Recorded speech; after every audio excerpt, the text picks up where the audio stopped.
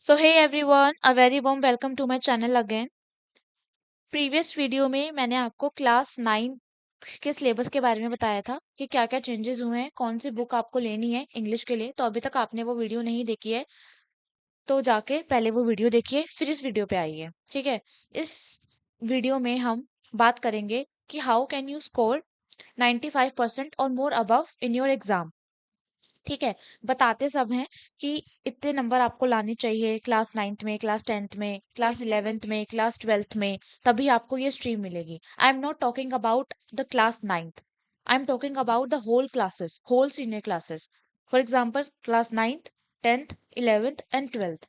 सो जो स्ट्रैटेजीज होती है ना, वो सिर्फ एक क्लास के लिए नहीं होती हैं, वो सारी क्लासेस के लिए होती हैं। पढ़ सब रहे हैं, पर सही कौन पढ़ रहा है और कौन नहीं पढ़ रहा है, वो डिफरेंस हमारा तब पता लगता है जब हमारे पेपर के मार्क्स आते हैं। ठीक है। सो कैसे आप 95% और भी ज्यादा नंबर ला सकते हैं अपने किसी भी एग्जाम्स में। ठीक है। मैं बात कर रही हूँ सारी क्लासेस की और सारे एग्जाम्स की, कि कौन कौन से आपको क्या strategies you have to be use in your exams when you are preparing. Okay, so there are few points. First point, planning organization.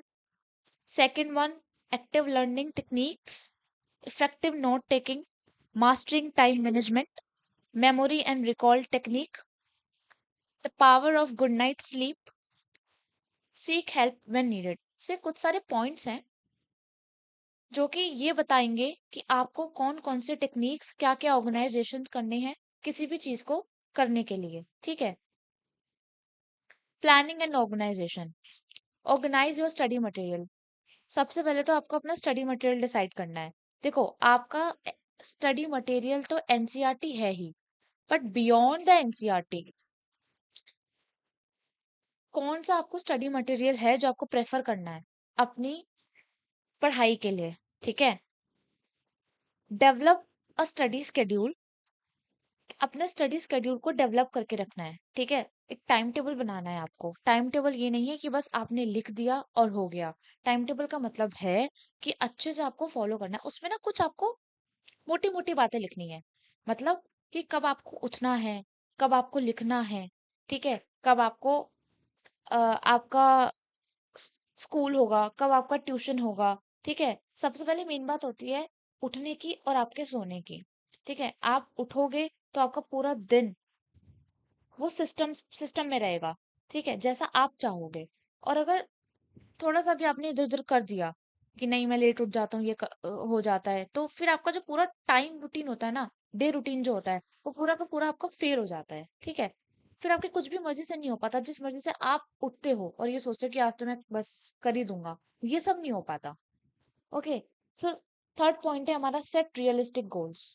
Goals को डिसाइड करना है। गोल्स क्या होंगे, स्टडी मटेरियल क्या होगा, टाइम टेबल क्या होगा, सबकी वीडियो में ले आऊंगी।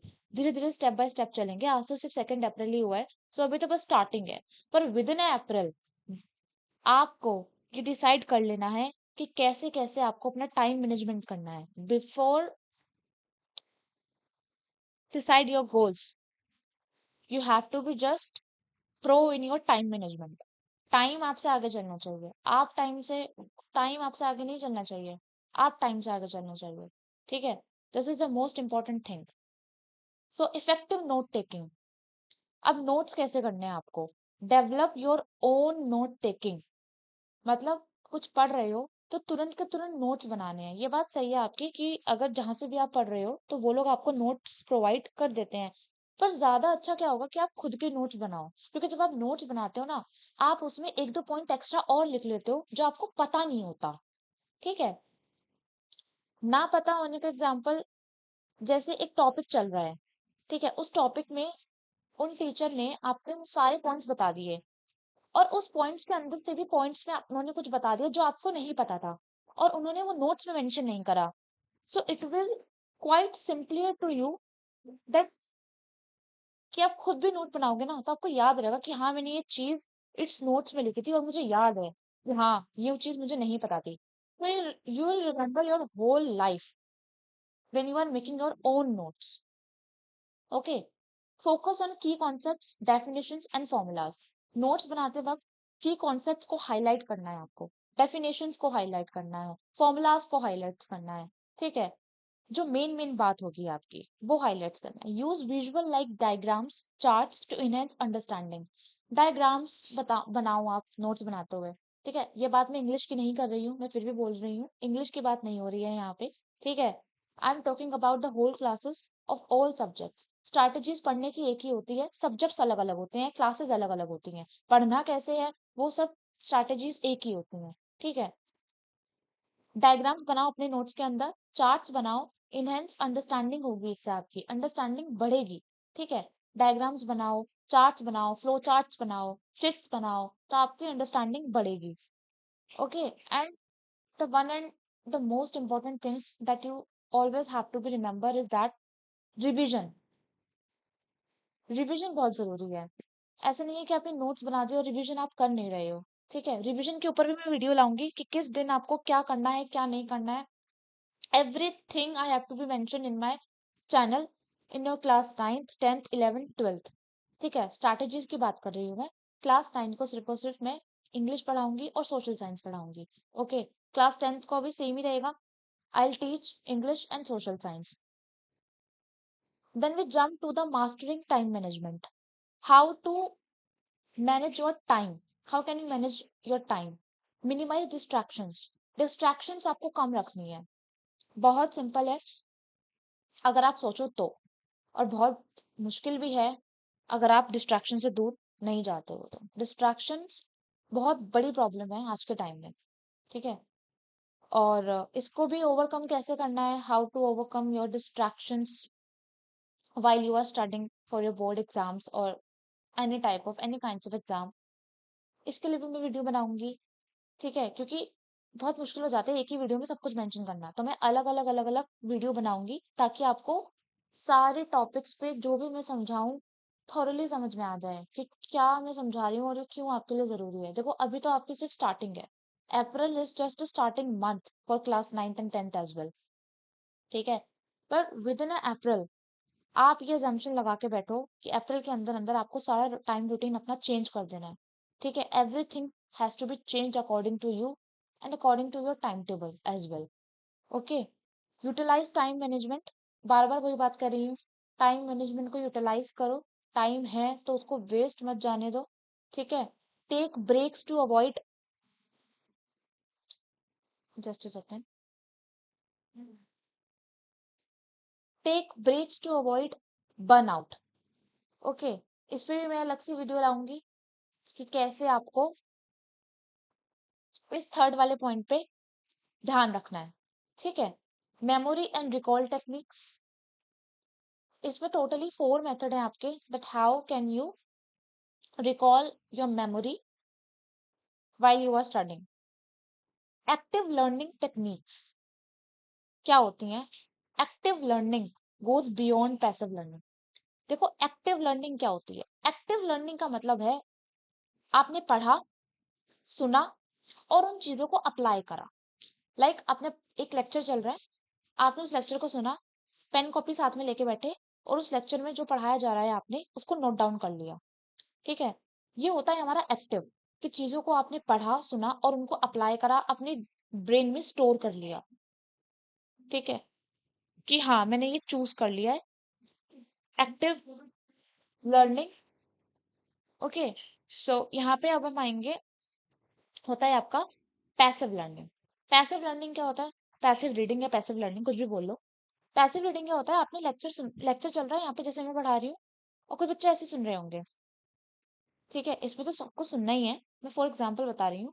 अगर आप इसको सुनते हो, ठीक है, और अगर आपने इसको अप्लाई नहीं करा, ठीक है, आपने इसमें नोट्स नहीं बनाए, ये तो मैं जान चुकी हूँ कि नोट्स नहीं बनाए वो सही है, इसमें नोट्स बनाने का कोई मतलब नहीं है, इसमें नोट्स नहीं बनेंगे, no need to write a note in this video.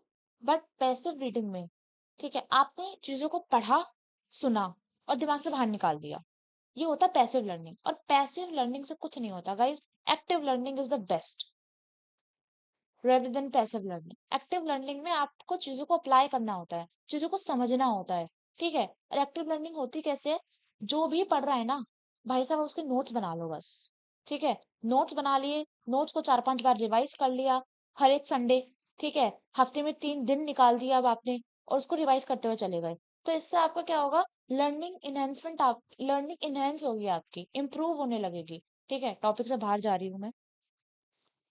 The power of good night learning. Good night sleep की पावर क्या होती है, ठीक है। टाइम पे सोना है आपको रात को, और सुबह जल्दी उठ जाना है। बहुत सारे बेनिफिट्स होते हैं, ठीक है। पहला बेनिफिट तो ये होगा, आपका माइंड बहुत फ्रेश होगा। सुबह आप जब भी कोई जो भी कोई काम करने जाओगे, या सुबह का सेशन लगा के आप बैठोगे पढ़ने के लिए, तो वो भी बहुत आसान हो जाएगा, ठीक है, आपका पढ़ने के लिए।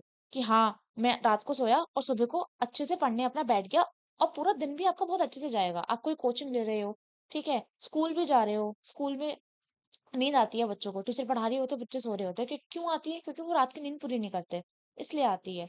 तो फ्रेश रहने के लिए और अपने दिमाग को ठंडा रखने के लिए आपको एक अच्छी नींद की जरूरत है।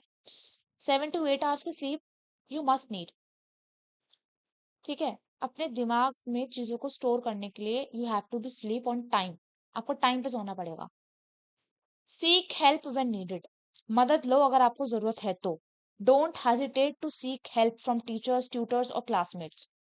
हेजिटेट मत करो, हिचकिचाओ मत बिल्कुल भी। अगर आपको किसी भी चीज की जरूरत है, अगर आपको एक टॉपिक समझ में नहीं आ रहा है टीचर से, कि मैम मुझे टॉपिक समझ में नहीं आ रहा है, मैं क्या करूं, सो आपको तुरंत जाना है और टीचर से पूछना है, ठीक है। और हाँ, बाकी बच्चों की तरफ नहीं देखना है, फ्रेंड्स की तरफ तो बिल्कुल भी नहीं देखना, ठीक है, कि उसको ये चीज समझ नहीं आ रही है और मुझे भी नहीं आ रही है, तो मैं टीचर से पूछ लेता हूँ। या फिर उसको ये चीज समझ आ गई है और मुझे नहीं आ रही है, यार बड़ी शर्म की बात है, उसको कैसे आ गई मुझे नहीं आई। देखो, कई सबके जो ब्रेन सिस्टम है वो अलग अलग है, ठीक है। ब्रेन अलग ही है, ब्लड एक ही है, ह्यूमन बॉडी सिस्टम भी एक ही है, ठीक है, काम भी एक जैसा कर रहा है, पर 5 उंगली कहते हैं ना कि बराबर नहीं होती, तो वो वाला हो जाता है थोड़ा, ठीक है। तो इसमें आपको हो सकता है कि टीचर ने बहुत अच्छे से समझाया हो, पर आपको समझ में ना आया हो। काफी सारे बच्चों को अलग अलग चीजों की जरूरत होती है, ठीक है। तो without any hesitation, you just ask your teacher for your doubts in the class immediately. Teacher को भी ये लगेगा कि हाँ, बच्चा मेरे से पूछ रहा है तो उसका ध्यान पढ़ाई में है।